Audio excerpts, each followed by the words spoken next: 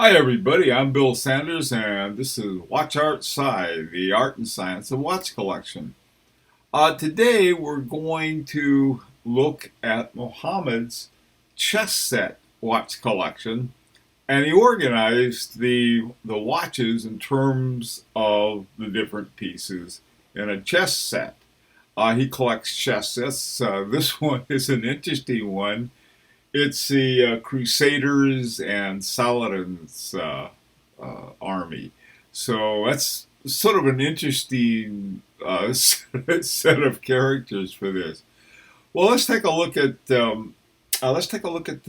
We'll begin with the pawns, and they always go first. Okay. The first one is the Seiko Sk X. And if you look at all of these, they have, with the exception perhaps of well, actually none of them. They all have sort of that sports watch look to them. They're all black dials, and anyway, this will give you an idea of sort of the general direction of the kinds of watches Mohammed likes to collect. The second one in the upper right up there is a bull of a moon watch, and this is a an interesting one. I really haven't seen too many of them. Below that is a Victor Knox. I call it a Swiss Army knife watch, but the correct name is Victorinox. And the final one down there on the bottom is a swatch, which was a it was used during Muhammad's residency when he was learning how to be a doctor. Anyway, and he refers to it as somewhat of a beater watch, but that looks like a pretty cool looking watch to me. I think if you have to time a lot of different things. It's got a little chronograph on there and so forth. So that's sort of cool, really. Okay, the next set of pawns, you start off with a let's see, you got a West End watch here, and a West End watch is this particular one is a vintage one. It has a date on it, and this one was because his dad had one, which is a good reason to have a watch. Next to that, at the top up there, is a Raymond Weil. I've got a Raymond Weil, and it's tough as nails. Raymond Wiles all have ETAs or some similar kind of thing. Mine's still working after all these years, so and it's not exact, I wouldn't say, but it's not a bad watch. And I sort of like that Tourneau shape in the watch that Mohammed's got. At the bottom, on the left, is an interesting one called Grovana. Now, this is a quartz watch, and one of his interns gave him that as a gift.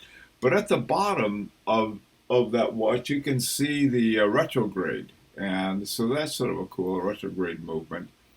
And at the very bottom, there was a watch, a Casio digital watch. That has a lot of childhood memories to it. And boy, I tell you, I remember that era of watches when everyone was all excited about having a digital watch. Okay, let's go on. Now the next group, we're getting into a little higher level. First of all, you've got the with the Rook. The first one on the left is a, let's see, what is that? That is an Omega Seamaster, and next to it, the other Rook is a Tudor Black Bay. Black Bay Black. And so as you can see, is going up in the quality of chess pieces. They're also going up in the quality of watches. Okay, the two knights you have on the left. You have the Omega Speedmaster Professional, the Moon Watch, and the second one next to that is the Daytona, Rolex Daytona. It's a very nice one. All of these have the, your black face on your watches, your black dials, and so anyway, you got a lot of consistency there. I'll put it that way. All right. Next up, you have the king and queens and the bishops. Um, the king on the left up there is a Rolex Datejust, 16014, and the queen is a Submariner 116610.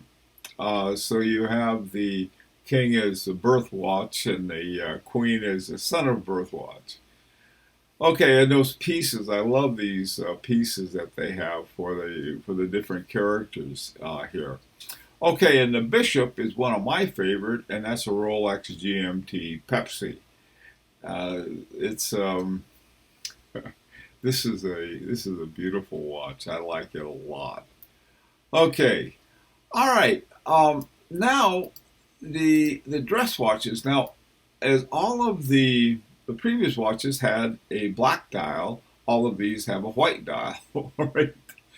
And here you have a couple of Omegas and and then a Longines.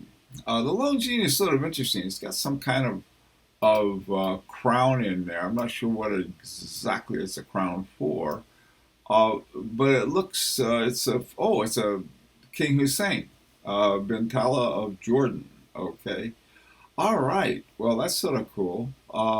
In fact, that's very cool. And the Omega, you have an Omega automatic, and then you have an Omega Seamaster, okay, with the Explorer dial on it. You want it in a card game. This is a great collection. By the way, in this picture, you can see the chessboard, just a beautiful chessboard. I really like that a lot. Okay, the final one here is Mohamed put all of the pieces uh, on the chessboard with the watches, and I thought that was really cool. You got the dress watches up front there, and then you got a couple pawns, and then you have the ones except for the pawns.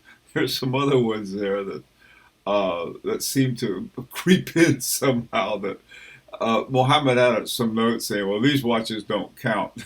So maybe they got into the big chessboard.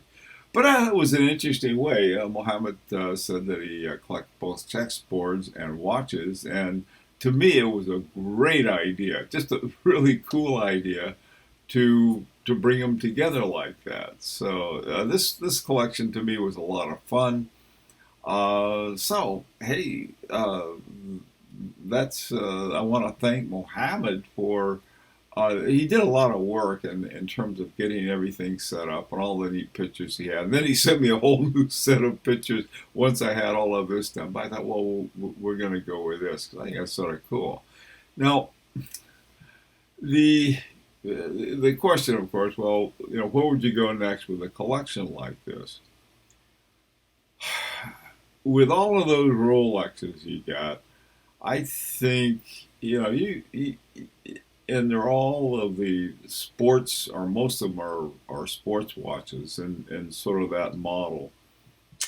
I think this is a perfect opportunity to really go for a high horology, maybe some really nice dress watch, okay? A Patek Philippe Calatrava, Besseron Constantin Patrimony, something like that. There are some also, I'm trying to think of I'm trying to think, a Parmigiani. Whew, that would be, those would be wonderful watches, for a dress watch. Something, all of these watches are very mainstream, and that's okay. Most people do like mainstream. But something that would really stand out, a Beauvais. Oh, a Beauvais 1930.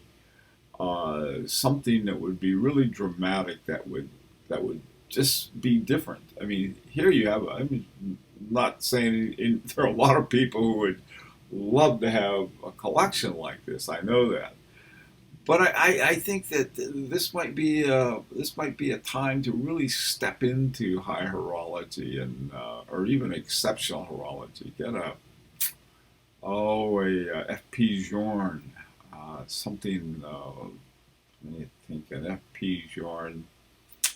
Oh, let's see, Chronomet Souverain. That would be a nice one. Just something, a really one to knock them dead. All right. Okay. Well, hey, listen. We if you have a watch collection you'd like reviewed by us, send it in. That's all you got to do. The big thing is I mean, most people aren't going to have a neat chess set like this, okay? But just put your watches on a nice plain something or other. It'd be a piece of paper, and get a good picture of it. I don't care how big they are. In fact, a lot of times the bigger the better, because I'm going to have to shrink them down some. But usually with the bigger one, you have a higher resolution, and so you can get some really neat pictures. In focus, good lighting. One of our videos explains some tricks you want to do. Okie doke. Well, we'll see you next Friday for our regular weekly discussion of something about watches. And on next Sunday, I hope, we'll have another watch review. If not, I'll give you something. I'll just give you a chat. All right. Hope to see you then.